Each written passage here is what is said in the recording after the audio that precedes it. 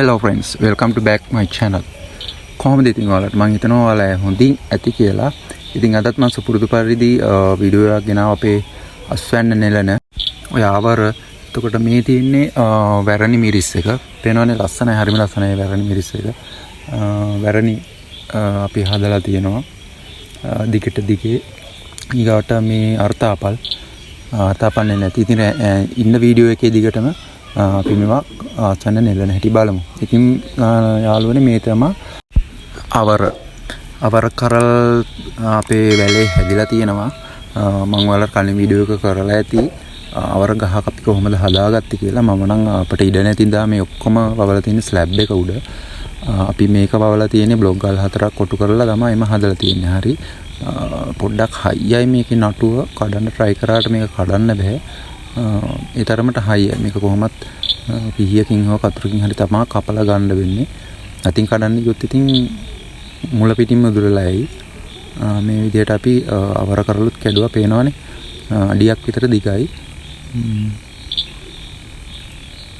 අවර ටිකත් ඔහොම තියලා අපි යන් වැරණි මිරිස් ටික කඩා ගන්න. වැරණි මිරිස් නම් ගස් ගොඩාක් නැහැ. මොකද වැරණි මිරිස් ගස් අපි දෙකයි හැදුවේ.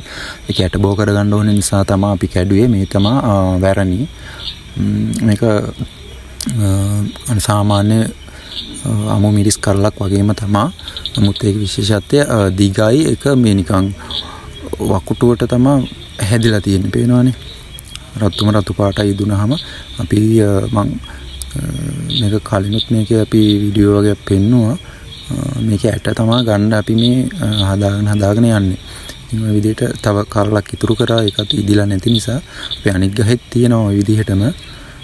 ඉතින් මේ වල ටිකක් කඩලා ඊගාවට අපි කඩන්න යන්නේ දඹල නම් අපි පිට දඹල වැල් තියෙන්නේ දෙකයි. නමුත් මේකෙන් දඹල කොඩ සැරයක් කැඩුවා. ඒ කියන්නේ දඹල කියන්නේ ලොකු අස්වැන්නක් දෙන මේ එළවලුවක්. නිතරම දවස් 3-3ට වගේ වුණත් අපිට මේ දඹල කඩන්න පුළුවන්. මේ දඹල ගහ සරුවට හදාගත්තොත් බලන්නකො අපි මේ සැරේ දඹල හොඳටම කැඩුවා. මේ විදිහට ඉතින් යාළුවට මුක්කු දීලා අපි හදලා දිනවා. යාළුවට සපෝට් එකක් තියෙන්න ඕනේ මේ උඩට යන්න. මම කලිනුත් හැම වීඩියෝ එකකම වගේම මේ දඹල සම්බන්ධව දාලා ඇති. ඒවත් ඉතින් සාමාන්‍ය විදිහට අපි මේ ස්ලැබ් එක උඩ විදිහ මේ තමයි මේවා හදලා තියෙන්නේ. බලමු අපි දඹල ටිකක් කඩා ගමු එහෙනම්. ඉතින් ඇඩ් වෙලා නැති අය subscribe කරලා like කරලා share කරලා එන්න කියලාත් මම ඉතින් ඉල්ලනවා. පේනවනේ. දඹල ගා වැල ගිහිල්ලා තියෙන හැටි දඹලස් වෙනත් මේ සැරේ තියෙනවා. සාමාන්‍ය තෙල් 2-3කට හරියන්නේ එකවර කඩා ගන්න පුළුවන්. ඊගාවට අපි කඩමු මිරිස්. අර එවල පෙන්නුවේ වැරණි මිරිස්. මේ අපේ සාමාන්‍ය විදියට අමු මිරිස් තමයි මේ කඩන්නේ. අමු මිරිස් නම් අපි ගොඩක් පෝච්චි වල හදලා තියෙනවා. පේනවනේ හදලා තියෙන පොඩි භාජන. එයාලට මේ වගේ පොඩි භාජනයක් තිබ්බොත් ඇති. ඒ කියන්නේ පොඩි මල්ලක්, පොඩි පෝච්චියක්. එයාලා හොඳට හැදෙනවා. එයාලා කියන්නේ ලොකු මේ පොහොර දාගෙන එහෙම ලොකු සාස්තුවක් ඕන නැහැ. අපි සාමාන්‍යයෙන් හදන පොහොර ටිකයකට දැම්මම හොඳට මැති යාලා ගස් වෙන්න හොඳටම දෙනවා. මේවට ලොකු රෝග එන්නෙත් නැහැ.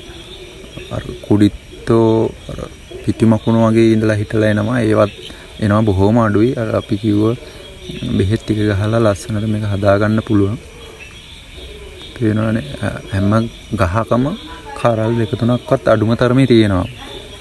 ඒ කියන්නේ මේක නිතරම අස් වෙන්න දෙන මේ මිරිස් වර්ගය තමයි මේ අමු මිරිස් කියන්නේ. වෙනවනේ හැම ගහකම තියෙනවා කරල්. ඉතින් ඔයාලට පෙන්වන්න ඕන නිසා අපි අද දවසට මේ ටික කැඩුවා. මේ හැම එකක්ම ඔයාලට පෙන්වන්න ඕන නිසා තමයි කඩන්නේ.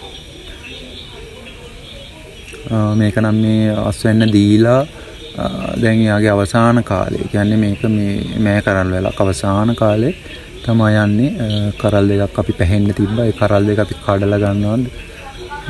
ඇට වේලන්න ඕන නිසා ඒක හොඳටම පැහිලා තියෙන්නේ. දැන් ඇට හිටවන්න පුළුවන් තත්ත්වයේ තියෙන ඕක වේලලා ගන්න ඕනේ. එක්කනේ ඒවා පැහිලා තියෙන්නේ. ඉතින් ওই ටික තමයි අද මේ දැනට කැඩුවේ. අපි තව කඩනවා තක්කාලි, කරවිල. මේ තමයි කරවිල ටික. පේනවනේ. කරවිල වලෙත් හිනි බටු ගෙඩි වගේ චූටි ගෙඩි ඇවිල්ලා ඒ ලොකුට දික් වෙන්නේ නැහැ මේ වැලේ. මොකද සමහර විට අර පොළවේ හදන කොටයි මේක පෝච්චියක් හදන කොටයි වෙනස වෙන්න ඇති. මේ වගේ ගෙඩි ගොඩක් තියෙනවා මේ වැලේ. ඉතින් අපි ඔයාලට පෙන්නන්න ඕන නිසා මේක කැඩුවා. අස්වැන්න නම් ගොඩක් මේ වගේ කැඩුවා. අර ඔයාලට පෙන්නන්න ඕන කියලා හිතෙද්දි ටිකක් වීඩියෝ කරලා මම ඔයාලට පෙන්නනවා. මේ තියෙන්නේ තක්කාලි. තක්කාලිය අස්වැන්නත් ඒ වගේ අස්වැන්න හොඳටම දුන්න එළවලුවක් තමයි මේ තක්කාලි කියන්නේ. අපි ගොඩාක් තක්කාලි කඩලා ගත්තා. මේ පේනවනේ රතු පාටට ඉදිලා තියෙනවා. ඔත් ගොඩාක් තියෙනවා අපි මේ තක්කාලි. මේ හැම එකකම විශේෂත්වය ඉතින් පොඩි බෑග්ස් වල පෝච්චි වල තමයි මේක හදලා තියෙන්නේ. ඔයාලට බලද්දි පේනවනේ ස්ලැබ් එක උඩ කොන්ක්‍රීට් මේකක් උඩ. මේ පේනවනේ. මේක ලොකු දෙයක් නෑ. තක්කාලියට ටිකක් අරගෙන තාවන් දාලා අර මම කියලා දුන්න විදිහට පොහොර පස් ඒ විදිහට හදලා ඒ තාවානමින් පැල හදලා දාන්න තමයි තියෙන්නේ. පේනවනේ තක්කාලි සරුවට හැදිලා තියෙනවා. කලින් වීඩියෝ වල ඇති මම බටු පැල හදපු එක වීඩියෝ එකක්. ඒකේ ඒ සිස්ටම් එකටම මේවා ටිකත් හදන්න. මේ පේනවනේ රතුවට හොඳටම තියෙනවා තක්කාලි. ඉතින් මේ තව අමු ඒවා තියෙනවා. මේ හැම එකක්ම අපි අද කඩලා ගන්නවා. මොකද කියන්න බැරි නිසා. මෙයාලා එක්කෝ දැඩි අවුරශ්මයකට අහුනොත් පැලෙනවා. නැත්නම් හොඳටම පැහිලා වැඩි වුණොත් ඒත් පැලෙනවා. කාලගුණය වෙනස් වීම අනුව මේ තක්කාලි කියන එක පැලෙනවා. ඒක සාමාන්‍ය දෙයක්. ඉතින් එහෙම පැලිලා නාස්ති වෙලා යනට වැඩි අපි මේවා කඩලා ෆ්‍රිජ් එකේ දාලා තියෙනවා. අපිට ඕන විදිහ ගන්න පුළුවන්. තක්කාලි නම් ගස් 4ක් 5ක් හැදුවත් ලොකු අස්වැන්නක් දෙනවා. අපි නම් පැල 7-8ක්ම තියෙනවා.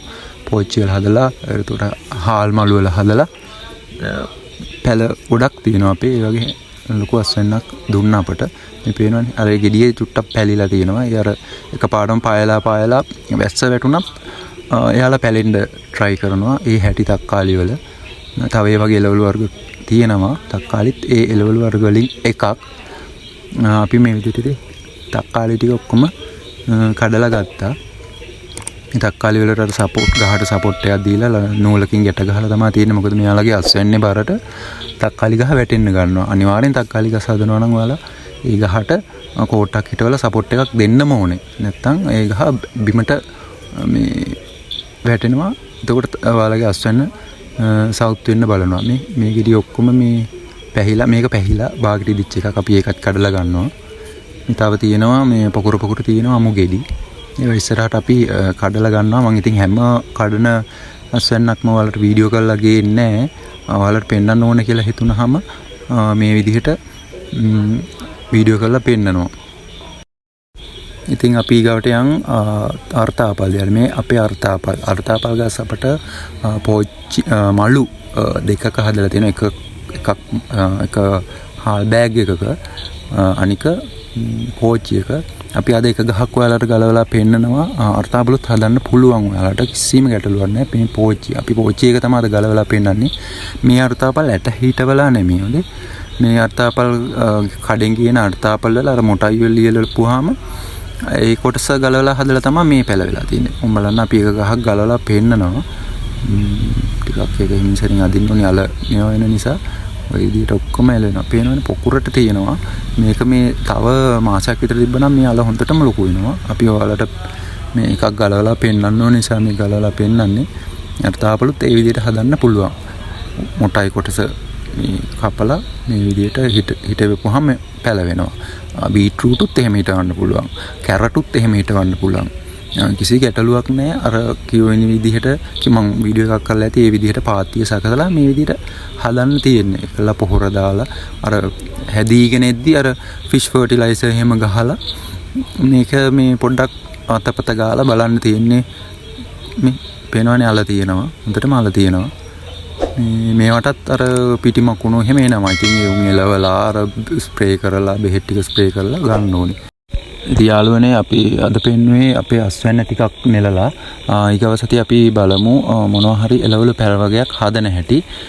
ඉතින් යාළුවනේ තව වීඩියෝ එකකින් හම්බ වෙමු. ස්තුතියි ඔයාලට.